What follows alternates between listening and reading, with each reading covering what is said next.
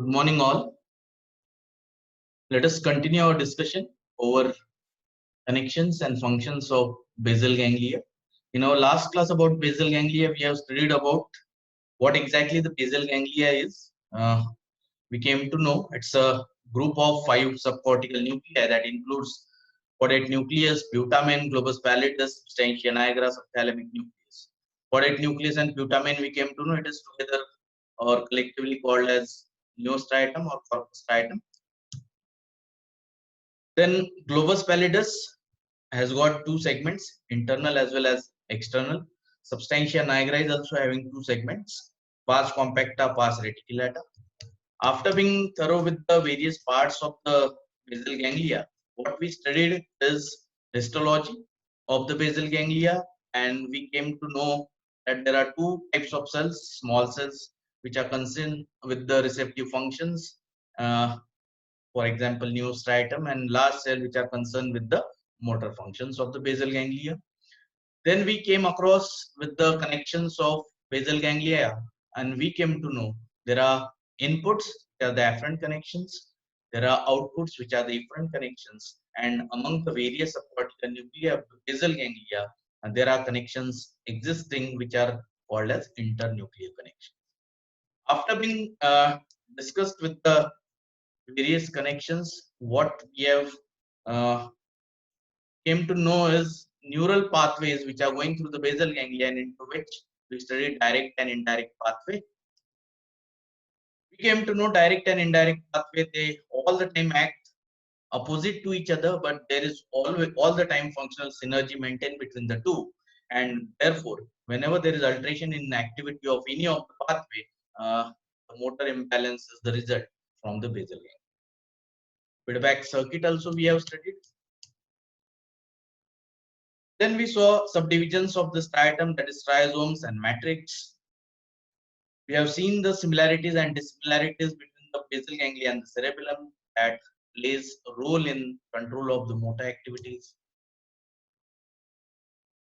Now, after being thorough with all this, let us see what are the various functions based on the connections of the basal ganglia.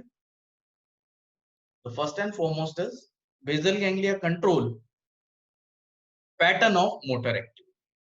Basal ganglia in association with the corticospinal system plays very important role in controlling the complex pattern of motor activity. What kind of complex pattern of motor activity? For example, writing letters of alphabets, cutting paper with scissors, hammering a nail, shooting a basketball through a loop, movement of shoveling dirt, most of the aspects of vocalization, and along with this, various control movements of the eyeballs.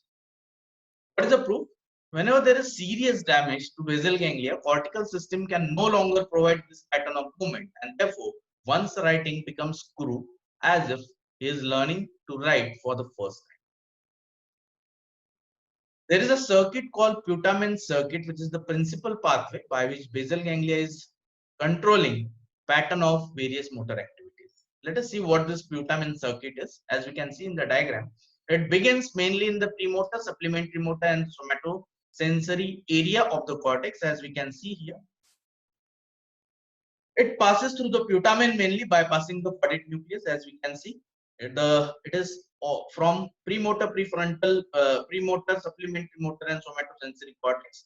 The projections are coming to the putamen and not to the caudate nucleus.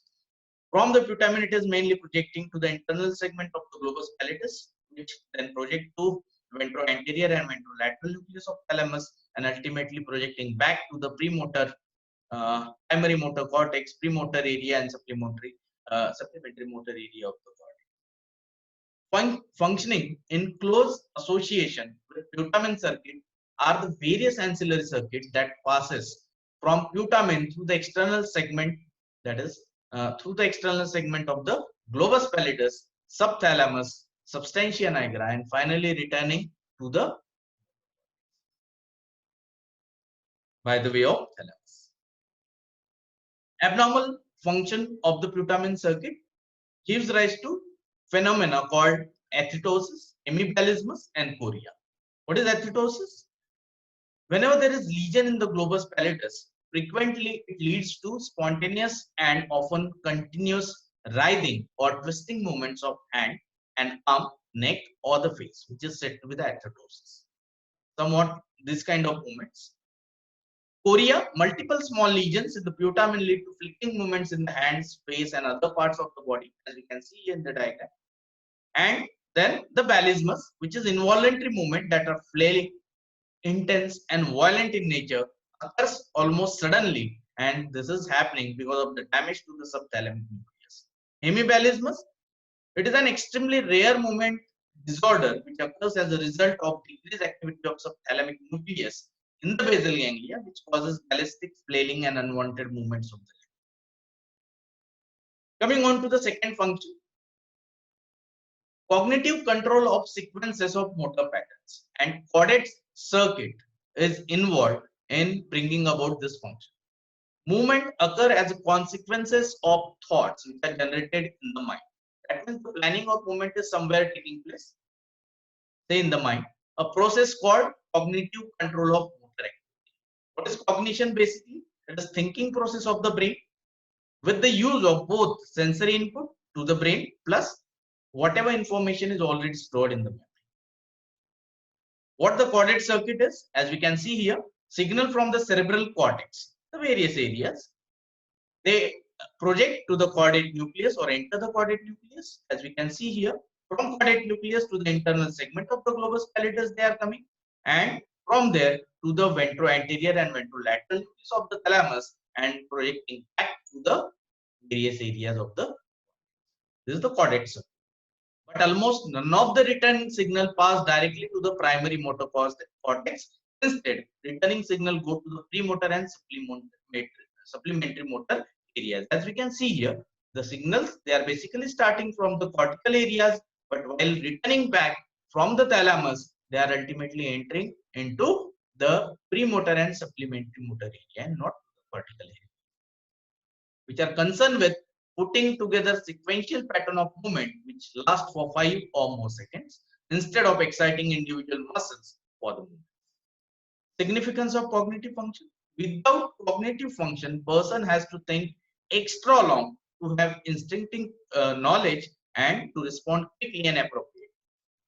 Thus, cognitive control of motor activity is determining subconsciously and within seconds that which pattern of motor movement will be used together to achieve a complex goal which will be lasting for many seconds.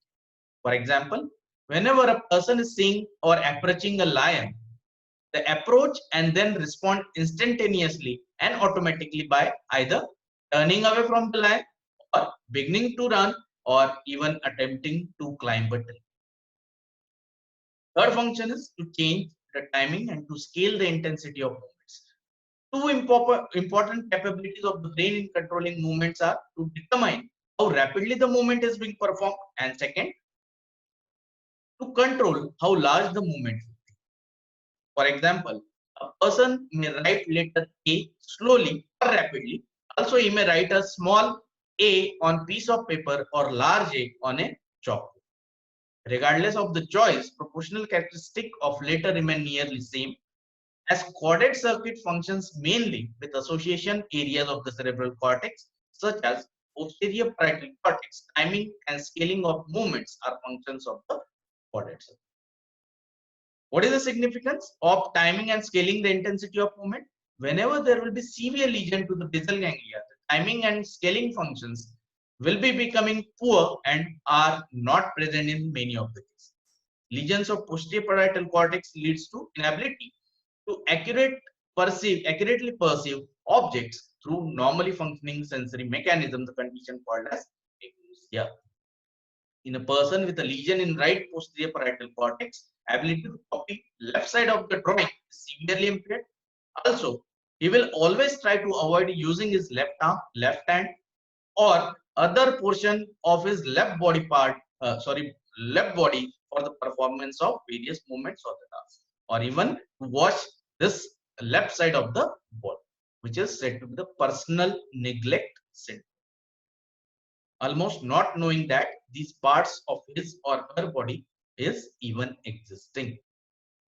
Next function is basal ganglia activity increases during slow, steady, damp movement, and it is silent during the rapid and the saccadic movements, like the saccadic eye movement. Next function is on the stretch reflex, basal ganglia has got inhibitory influence throughout the body because of the stimulation of caudate nucleus by facilitation of inhibitory motor cortex through thalamocortical feedback pathway and facilitation of the inhibitory reticular formation. And because of this, damage to basal ganglia will stimulate the stretch reflex, which cause increase in the muscle tone and will give rise to development of the region. Next function is globus pallidus provide appropriate muscle tone for the performance of skilled movements. Substantia nigra is the center for coordination of those impulses which are essential for skill. Next is basal ganglia are responsible for control of normal automatic and associated movements such as swinging of arms during walking, which are initiated by the primary motor cortex. Functions of specific neurotransmitters in the basal ganglia. Dopamine pathway, as we can see here,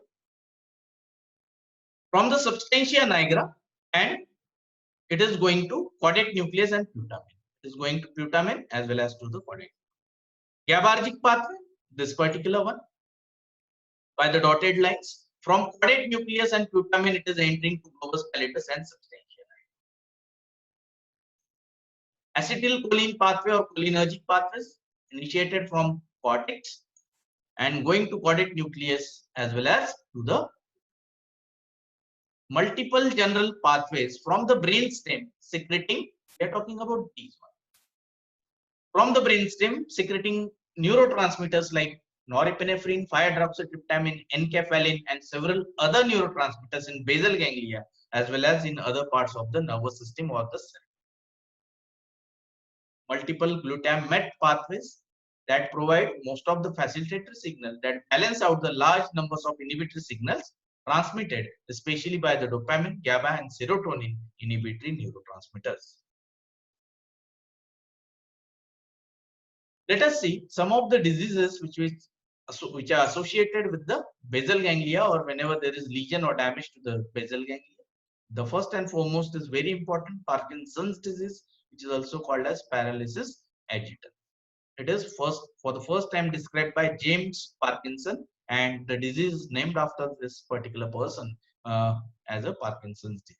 And it is caused mainly because of widespread destruction of pars compacta of the substantia nigra that send dopamine secreting nerve fibers to caudate nucleus as well as neurodegeneration in the middle-aged and elderly individuals. Dopamine receptors and dopaminergic neurons in basal ganglia are slightly lost as the age advances, and increase in these losses participate in the development of the Parkinson. As a consequence of drugs like phenothiazine, group of tranquilizers that block the D2 receptor will also be responsible for development of Parkinson. What are the clinical features associated?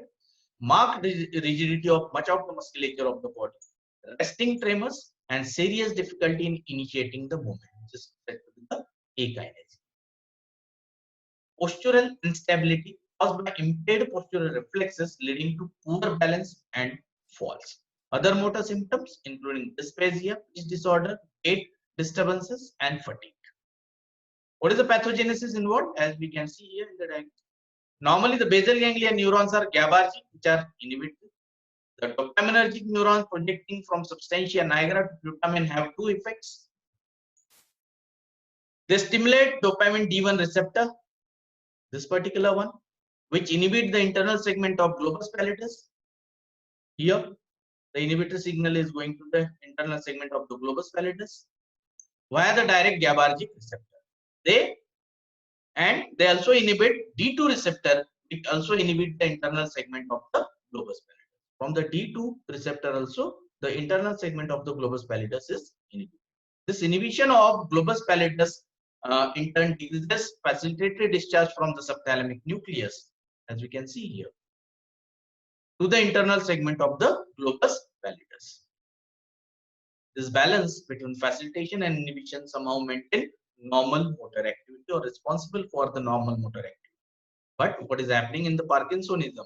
dopaminergic input to putamen is lost. This particular input to the putamen, that is internal segment, is lost, which decreases inhibitory influence of globus pallidus and therefore increases the facilitatory influence from subthalamic nucleus to internal segment of the globus.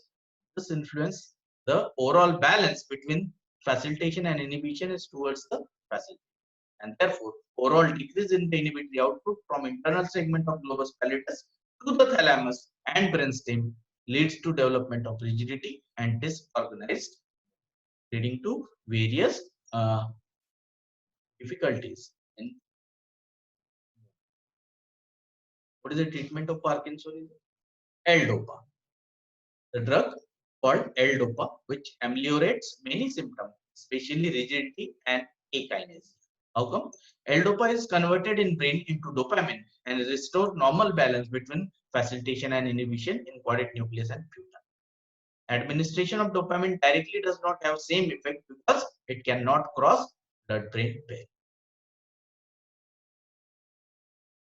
Second is L-Depreline. It inhibits the monoamine oxidase. So it is monoamine oxidase inhibitor responsible for destruction of most of the dopamine after it has been secreted. So many dopamine that is released remains in the basal ganglia tissue for longer time. Also, it helps in slow destruction of dopamine secreting neurons in the substantia nigra. So combination of L-Dopa with L-Deprenyl usually provide much better treatment than use of one of these drugs. Next is transplanted fetal dopamine cells. Transplantation of the dopamine secreting brain cells, which are obtained from the aborted fetuses into caudate nuclei and putamen, has been used in some short-term successes. Next, by destroying part of feedback circuitry into basal ganglia, because abnormal signals from the basal ganglia to motor cortex cause most of the abnormalities of the Parkinsonism disease. Surgical lesions were made in ventrolateral and ventral anterior nuclei of thalamus, which block part of feedback circuit from basal ganglia to. Next disease is Huntington's disease, which is also called as Huntington's chorea. It is a hereditary disorder, runs in families and predominantly in affecting the population between 30 to 40 years old. What are the clinical features? Flicking movements in individual muscle, followed by progressive severe distortional movements of entire body. Severe dementia is one of the unique features, that is because of the loss of acetylcholine secreting neurons in thinking areas of the brain or the cerebellum. What is the pathogenesis? GABAergic neuron normally inhibit the portions of substantia nigra and globus pallidus. There occurs loss of cell bodies of these GABAergic neurons in caudate nucleus and putamen in the particular disease, and because of which it allows spontaneous outburst from these two structures, and that is ultimately responsible for their abnormal.